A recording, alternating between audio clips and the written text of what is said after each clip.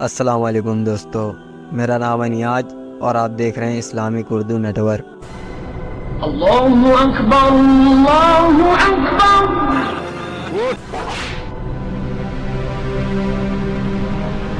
دوستو، حضرت بلال حبشی رضی اللہ تعالیٰ عنہ مشہور صحابی ہیں جو مسجد نبی میں ہمیشہ موجود رہے۔ شروع میں ایک کافر کے غلام تھے، اسلام لے آئے۔ اس کی وجہ سے طرح طرح کی تکلیفیں دی جاتی تھی۔ امیہ بن خلف جو مسلمانوں کا سخت دشمن تھا، ان کو سخت گرمی میں دوپہر کے وقت تاپتی ہوئی ریت پر سیدھا لٹا کر ان کے سینے پر پتھر کی بڑی چٹان رکھ دیتا تھا تاکہ وہ حرکت نہ کر سکے، اور کہتا تھا کہ یا اس حال میں مر جائے یا زندگی چاہے تو اسلام سے ہٹ جا۔ مگر وہ اس حالات میں بھی احد احد کہتے تھے، یعنی معبود ایک ہی ہے۔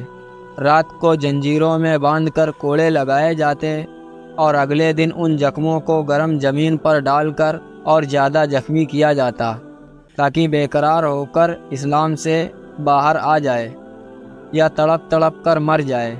عذاب دینے والے اقتا جاتے، کبھی ابو جہل کا نمبر آتا، کبھی امیہ بن خلف کا۔ ہر شخص اس کی کوشش کرتا تھا کہ تکلیف دینے میں زور ختم کر دے۔ حضرت ابو بکر صدیق رضی اللہ تعالیٰ عنہ نے اس حالات میں دیکھا تو ان کو خرید کر آزاد فرمایا، کیونکہ عرب کے بت پرست اپنے بتوں کو بھی معبود کہتے تھے، اس لیے ان کے مقابلے میں اسلام کی تعلیم توحید کی تھی، جس کی وجہ سے حضرت بلال رضی اللہ تعالیٰ عنہ لوگوں کی زبان پر ایک ہی عرض تھا، یہ تعلق اور عشق کی بات ہے۔ ہم جھوٹی محبت میں دیکھتے ہیں کہ جس سے محبت ہو جاتی ہے اس کا نام لینے میں لطف آتا ہے، بے فائدہ اس کو رٹا جاتا ہے۔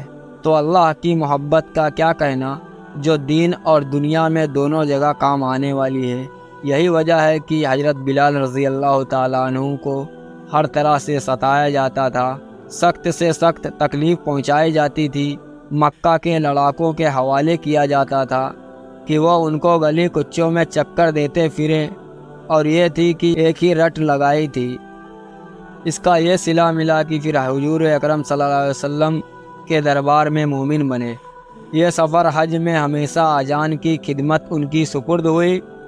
حضور صلی اللہ علیہ وسلم کے وصال کے بعد مدینہ طیبہ میں رہنا اور حضور صلی اللہ علیہ وسلم کی جگہ کو خالی دیکھنا مشکل ہو گیا، اس لیے ارادہ کیا کہ اپنی زندگی کے جتنے دن بچے ہیں جہاد میں گزار دوں۔